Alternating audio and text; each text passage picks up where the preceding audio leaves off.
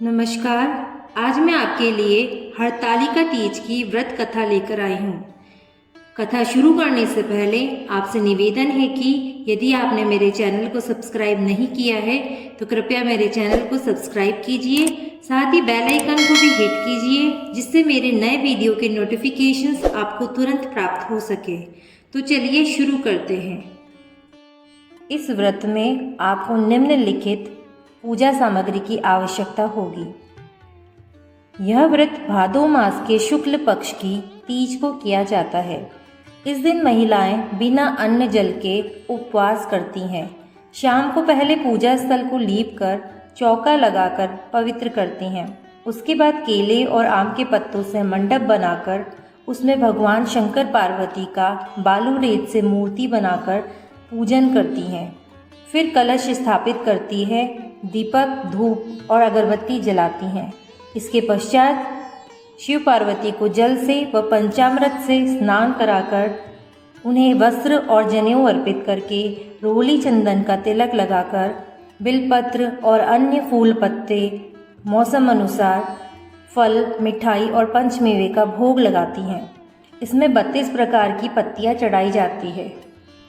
पार्वती जी को सुहाग सामग्री चढ़ाई जाती है।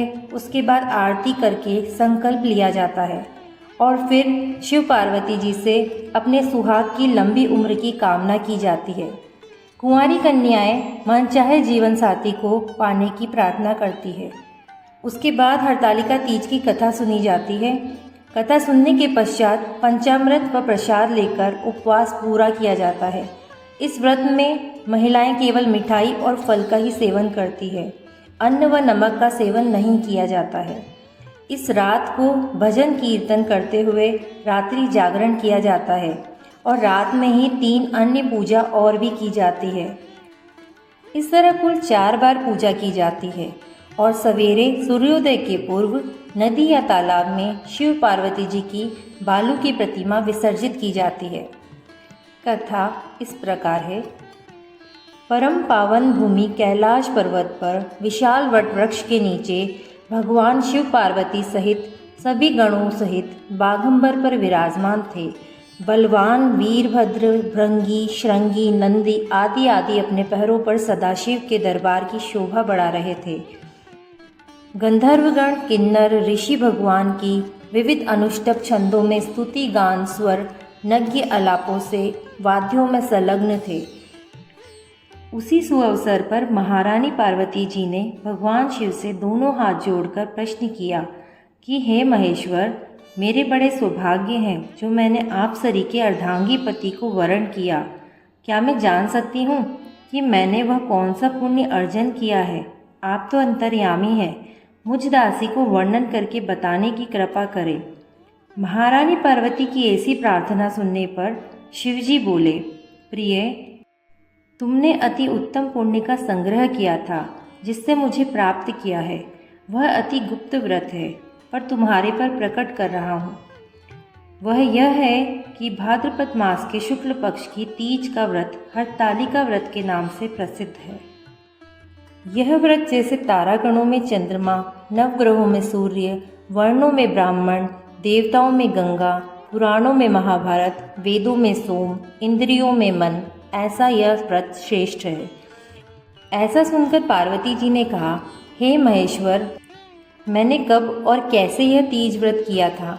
मुझे इसको सुनने की इच्छा है, कृपया विस्तार में बताइए।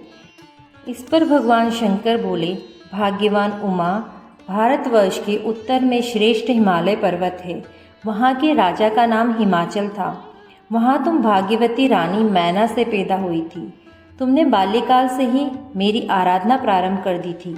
कुछ उम्र बढ़ने पर तुम हिमालय की दुर्गम गुफाओं में जाकर सहेली सहित मुझे पाने हेतु तप करने चली। तुमने ग्रीष्म ऋतु में 12 चट्टानों पर आसन लगाकर तप किया। वर्षा में पानी में तप किया।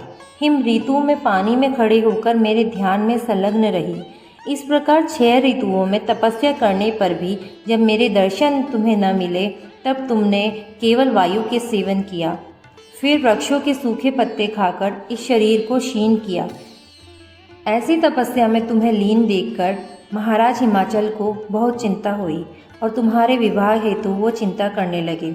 इसी सुअवसर पर देव ऋषि नारद जी उपस्थित हुए। राजा ने अति हर्ष के साथ उनका स्वागत पूजन किया और उपस्थित होने का कारण पूछा। नारद जी ने कहा, राजन, मुझे भगवान विष्णु ने भेजा है। मैं चाहता हूँ आपकी सुंदर कन्या को योग्य वर प्राप्त हो। सो वैकुंठ निवासी शेषशायी भगवान ने आपकी कन्या का वरण स्वीकार किया है। क्या आपको स्वीकार है?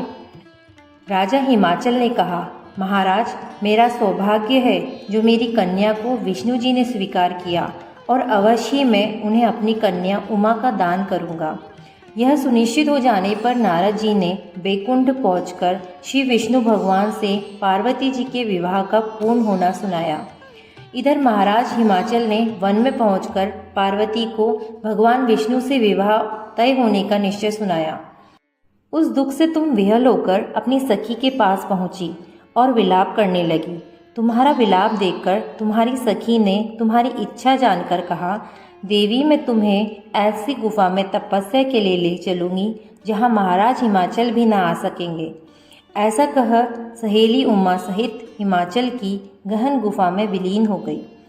तब महाराज हिमाचल घबराकर तुमको ढूंढते हुए विलाप करने लगे कि मैंने विष्णु जी से विवाह का वचन दिया है, वह कैसे पूर्ण होगा। ऐसा कह वह मूर्छित हो गए। तब सभी पुरवासियों को साथ लेकर ढूंढने पर महाराज ने पदार्पण कर ऐसी चिंता करके कहा कि क्या मेरी कन्या को कोई शेर खा गया या कोई सांप ने डस लिया या कोई राक्षस तुम्हें हर ले गया। उस समय तुम अपनी सहेली के साथ ही गहन गुफा में पहुंच बिना जल अन्न के मेरे व्रत को आरंभ करके नदी की बालू का लिंग स्थापित कर विविध वन पुष्प फलों से पूजन करने लगी। उसी दिन भाद्रपद मास की तृतीया शुक्ल पक्ष हस्त नक्षत्र युक्त प्राप्त थी। तुम्हारी पूजा के फलस्वरूप मेरा सिंहासन हिल उठा तो मैंने तुम्हें दर्शन दिया और तुमसे कहा, देवी, मैं तुम्हारे व्रत और पूजन से बहुत प्रसन्न हूँ। तुम अपनी कामना का मुझसे वर्णन करो। इतना सुन तुमने लज्जित भाव से प्रार्थना की, आप अंतर्यामी हैं, मेरे मन के भाव आपसे छुपे नहीं हैं। मैं आपको अपना पति के रूप में चाहती हूँ। इतना सुनकर मैं तुम्हें एव मस्तु कह इच्छित पूर्ण वरदान देकर अंतर ध्यान हो गया। इसके बाद तुम्हारे पिता हिमाचल मंत्रियों के साथ तुम्हें ढूंढते ढूंढते नदी तट पर शोक के मारे मूर्छित होकर गिर पड़े। उस समय में तुम अपनी सहेली के साथ मेरी बालू की मूर्ति विसर्जन करने हेतु नदी तट पर पहुंची थी। उसी समय तुम्हारे नगर निवासी मंत्रीगण मैं हिमाचल के तुम्हारे दर्शन कर अति प्रसन्नता को प्राप्त हुए और लिपट लिपट कर रोने लगे और बोले, उमा, तुम इस भयंकर जंगल में कैसे आई जो अति भयानक है, जहाँ सिंह, व्याघ्र, जहरीले भयंकर सर्पों का निवास है, जहाँ मनुष्य के प्राण संकट में हो सकते हैं। इससे हे पुत्री, इस भयंकर वन का त्याग करके अपने गृह को प्रस्थान करो। पिता के ऐसे कहने पर तुमने कहा, पिताजी, मेरा विवाह तुमने विष्णु जी के साथ स्वीकार कर लिया है। इससे मैं इसी वन में रहकर अपने प्राण विसर्जन करूंगी। ऐसा सुनकर महाराज हिमाचल अति दुखी हुए और बोले, प्यारी पुत्री, तुम शोक मत करो। मैं तुम्हारा विवाह कभी भी भगवान विष्णु के साथ नहीं करूँगा और तुम्हारा अभीष्ट वर जो तुम्हें पसंद हो उसके साथ ही करूँगा। तब तुम अपनी सहेली के साथ नगर में उपस्थित होकर अपने माता पिता सहेलियों से मिली। कुछ समय बाद शुभ मुहूर्त में तुम्हारा विवाह वेद विधि के साथ महाराज हिमाचल व महारानी मैना ने मेरे साथ कर पुण्य अर्जन किया। हे सौभाग्यशालिनी, जो सहेली ने तुमको हरण कर हिमालय की गुफा में रखकर मेरी तीज का व्रत किया, इसी से इस व्रत का नाम हरतालिका पड़ा और यह व्रत सब व्रतों का व्रतराज हुआ। इस प्रकार माता पार्वती ने कहा, प्रभु, आपने मेरे मिलने की सुखद कथा मुझे सुनाकर बहुत प्रसन्न किया, पर इस व्रत के करने का विधान व फल मुझे नहीं सुनाया। इसलिए कृपा करके मुझे इसके करने की विधि व पृथक पृथक फल भी सुनाइए। इतना सुन के भगवान शिव ने कहा, प्रिय, मैं इस व्रतराज का विधान व फल सुना रहा हूँ। यह व्रत सौभाग्यशाली नारी व पति चाहने वाली कन्याओं को करना चाहिए। वे भाद्रपद के शुक्ल पक्ष की द्वितीया की शाम को आरंभ कर तीज का व्रत धारण करें। यह व्रत निराहार, बिना फल आहार और निर्जला होकर करना चाहिए। भगवान शिव पार्वती की प्रतिमा सुवर्ण की स्थापित करके, केले, पुष्प आदि के खंभे स्थापित करके पूजन, वैदिक मंत्र, स्तुति, गान, वाद्य, भैरी शंख, मृदंग, झांझर आदि से रात्रि जागरण करना चाहिए। और भगवान शिव का पूजन करने के बाद फल, फूल, पकवान, लड्डू, मेवा, मिष्ठान, तरह तरह के भोग की सामग्री समर्पण कर फिर ब्राह्मण को द्रव्य, अन्न, वस्त्र, पात्र आदि का दान श्रद्धा युक्त देना चाहिए। भगवान शिव की प्रिय वस्तुओं को सिद्ध पंचाक्षरी मंत्र से नमः शिवाय कहकर समर्पित करना चाहिए। प्रार्थना करते समय अपनी कामना इच्छा को भगवान के सामने प्रेषित करें। फिर पार्वती जी से नीचे लिखी प्रार्थना करें।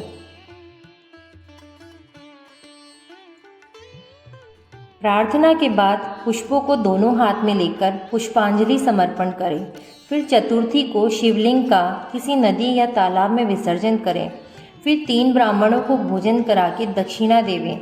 इस प्रकार यह व्रत पूर्ण करने से वे नारी सौभाग्यवती होती है और धन व पुत्र पौत्रों से सुखी जीवन व्यतीत करती है। कन्याओं के व्रत करने से कुलीन, विद्वान, धनवान वर को प्राप्त करने से वे सौभाग्यवती होती है और धन व पुत्र पौत्रों से सुखी जीवन व्यतीत करती है। हे देवी, जो सौभाग्यवती नारी इस व्रत को नहीं धारण करती वह बार बार वैधव्य व पुत्र शोक को प्राप्त करती है। जो नारी तृतीय दिन व्रत रखकर चोरी से अन्न खाती है वह शूकरी का जन्म पाती है। जो फल खाती है वह बंदरिया की योनि प्राप्त करती है।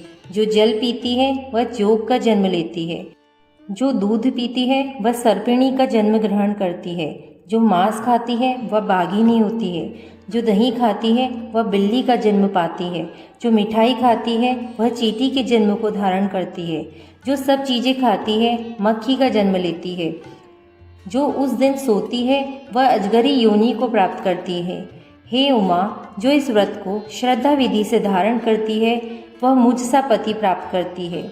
वह दूसरे जन्म में तुम्हारे समान स्वरूपवान होकर इस संसार में उत्तम उत्तम सुख भोग को प्राप्त होती है।